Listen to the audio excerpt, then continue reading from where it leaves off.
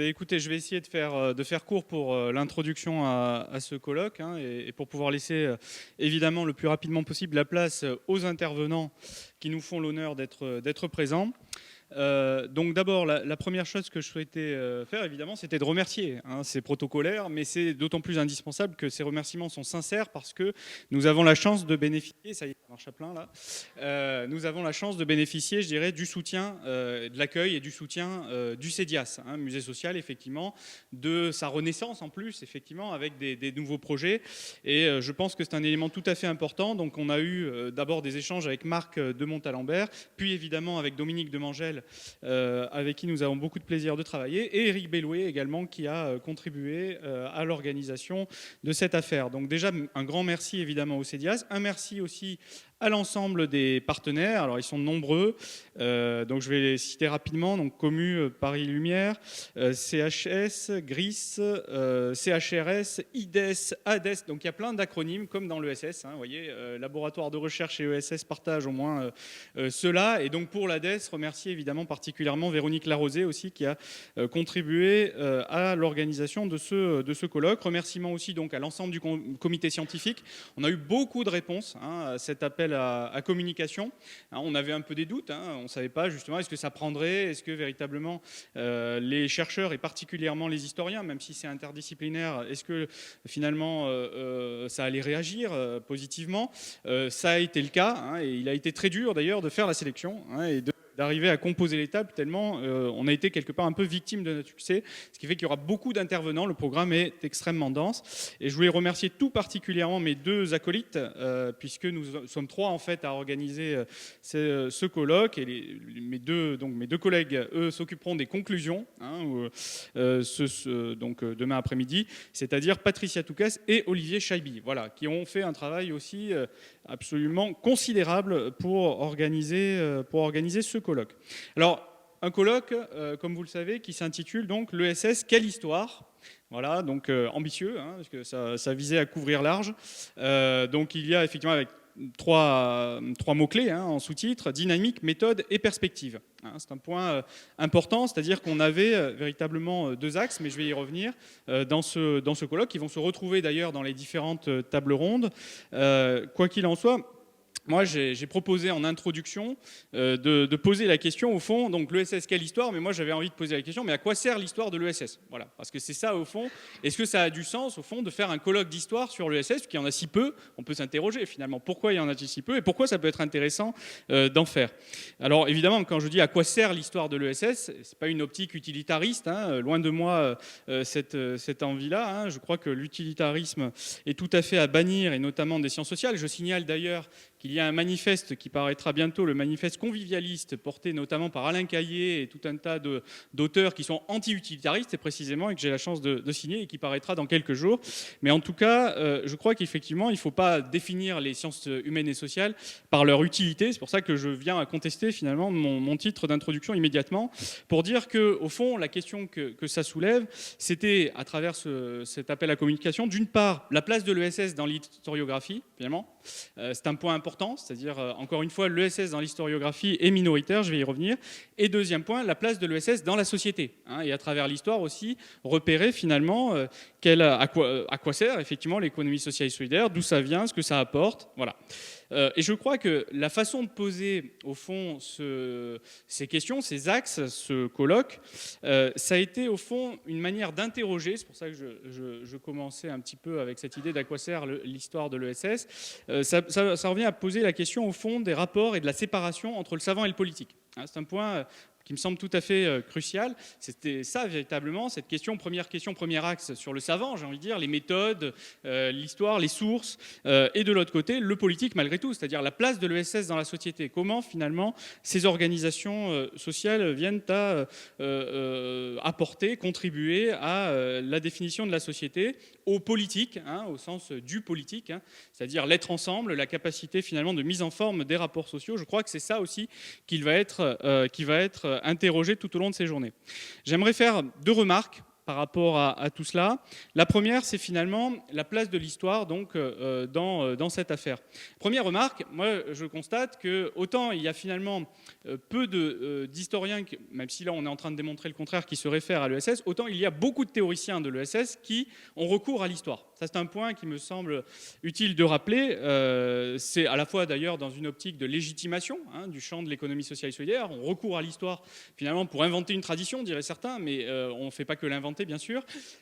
Deuxième élément, pour s'inspirer aussi, mais je vais y revenir. Et donc vous avez des théoriciens comme ça, alors ça date évidemment dès Charles Gide, lui-même s'était beaucoup intéressé à l'histoire, il avait lu Fourier particulièrement. On l'avait retrouvé évidemment chez Henri Desroches, qui a théorisé l'économie sociale dans les années 70 et qui s'est beaucoup intéressé à l'histoire du mouvement coopératif, jusqu'à aujourd'hui, les deux, j'ai envie de dire, les deux courants.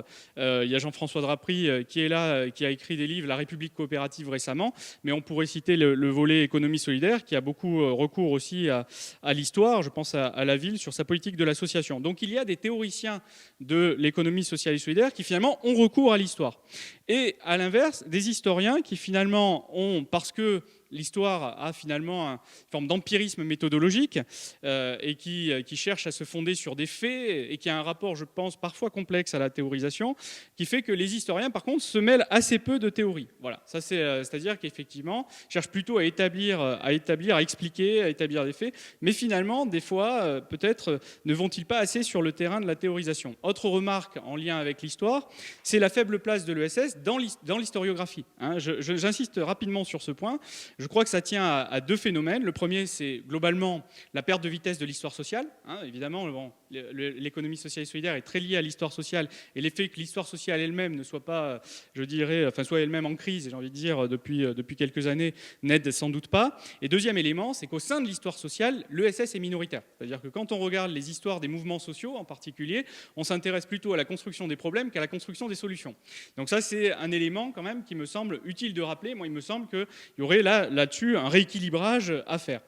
Deuxième point et deuxième remarque que je voulais faire en introduction, c'est l'idée qu'au fond, donc, l'histoire de l'ESS ne doit pas simplement venir expliquer, mais elle doit véritablement aussi constituer un champ d'expérimentation, un véritable laboratoire, je vais y revenir, pour finalement penser le présent. Penser le présent parce que c'est utile. Précisément, je demandais à quoi sert l'histoire de l'ESS, et je pense que du point de vue du politique, c'est fort utile. J'entendais Jérôme Sadier encore hier expliquer, donc Jérôme Sadier, président de ESS France, donc le mouvement de l'ESS en France, qui expliquait qu'effectivement l'ESS doit devenir et la norme souhaitable de l'économie de demain. Vous voyez, bon, propos ambitieux, quelque part, on pourrait le rattacher à la République coopérative de Gide, enfin cette ambition en tout cas de transformation, même si elle est actualisée, cette ambition bien entendu, mais donc il y a des enjeux pour le présent. Mais ça suppose que l'histoire, au fond, ne soit pas qu'une histoire récit qui vienne expliquer, comme disait François Furet, mais soit véritablement une histoire problème. Voilà. C'est-à-dire c'est finalement une histoire qui devient le laboratoire en activité pour notre présent, dirait Rosan Vallon dans le prolongement. C'est-à-dire cette idée donc que la science ne doit pas être que explicative, finalement, mais doit être donc, je disais, un véritable champ d'expérimentation, je dirais, social et théorique. C'est-à-dire qu'on puisse recourir à l'histoire, au fond, pour penser et problématiser le présent, et pas seulement expliquer par des causalités ce qui est advenu. Et donc, ça permettrait finalement de répondre à un certain nombre de débats de l'ESS, des débats très actuels auxquels Dominique faisait référence juste avant. Ça peut être le premier débat entre une opposition entre l'utopie de l'économie sociale, on pourrait parler des utopies réelles de Eric Olin Wright, par exemple, qui cite d'ailleurs l'économie sociale et solidaire parmi les utopies, ou à l'inverse, l'isomorphisme institutionnel qui occupe beaucoup les chercheurs. Voilà, ce débat-là, évidemment, peut être éclairé, il me semble, par l'histoire. Deuxième débat qui pourrait être aussi éclairé, c'est la tension qui existe aussi entre les piliers, on va dire, de l'économie sociale et solidaire, et particulièrement entre la gouvernance démocratique et l'impact, ce qu'on appelle aujourd'hui l'impact social, peu importe le nom qu'on donne à l'affaire, mais c'est-à-dire finalement cette articulation toujours difficile entre la réponse et la construction de solutions vis-à-vis de besoins ou d'aspirations. Voilà, c'est-à-dire cette tension aussi permanente au sein de l'économie sociale et solidaire. Et donc pour tout cela, et pour conclure là-dessus, je crois qu'il y a besoin, donc c'est un parti pris bien sûr, mais je crois qu'il y a besoin d'une approche institutionnaliste aussi de l'économie sociale et solidaire, c'est-à-dire vraiment qu'il inscrive pleinement dans la question du politique, parce que je crois que aujourd'hui, la question de l'économie sociale, au fond, c'est une crise de ce qu'on pourrait appeler la logique statutaire. Voilà. C'est-à-dire que quand on regarde les derniers mouvements internes de l'ESS et les dépassements de l'ESS qui sont proposés, que ce soit celui de l'économie solidaire ou plus tardif, celui de l'entrepreneuriat social, avec des logiques évidemment différentes, mais à chaque fois, on a contesté les statuts, on a contesté la double qualité. Pourquoi ? Parce que finalement, ça ne suffisait pas de répondre à l'intérêt collectif des membres, mais il fallait interroger l'intérêt général. C'était cette interprétation-là, au fond, qui a toujours été présente dans l'ESS, mais qui, je crois, a été exacerbée ces derniers temps parce que la logique statutaire est en cause. Voilà. Pourquoi ? Parce que l'État-providence lui-même aussi est déstabilisé. Et les organisations de l'économie sociale, à travers les statuts qu'elles se sont donnés, notamment au tournant du XXe siècle, on parlait de la création du musée social, c'est à ce moment-là aussi que ça s'est fait, c'était bien cette question de la logique statutaire et d'une intégration finalement à la fois verticale et sectorielle des organisations de l'économie sociale qui étaient arrimées à véritablement une logique d'État-providence. Et c'est la crise de cet État-providence, je crois, qui vient réinterroger l'économie sociale et solidaire, et notamment ses cadres statutaires. C'est pour ça que ça peut être très intéressant, il me semble, et j'en terminerai par là, de faire un détour par l'histoire, précisément. Et moi qui ne suis pas du tout 19e, moi qui suis plutôt, effectivement, à m'intéresser aux dynamiques les plus récentes de l'économie sociale et solidaire, moi j'appartiens à l'histoire du temps présent, ce qui fait que je ne suis en fait pas vraiment historien, pourraient dire certains, ni vraiment politiste pour les autres. Donc bref, je ne suis nulle part, comme beaucoup d'ailleurs de chercheurs de l'économie sociale et solidaire, mais toujours est-il qu'il me semble que ce détour par l'histoire peut être très intéressant pour retrouver au fond la source instituante de l'économie sociale et solidaire face justement au pouvoir de normalisation des logiques plus instituées qui sont à l'œuvre aujourd'hui. Voilà. Bref, je vous souhaite un très bon colloque et je laisse la parole à notre premier panel. Merci beaucoup.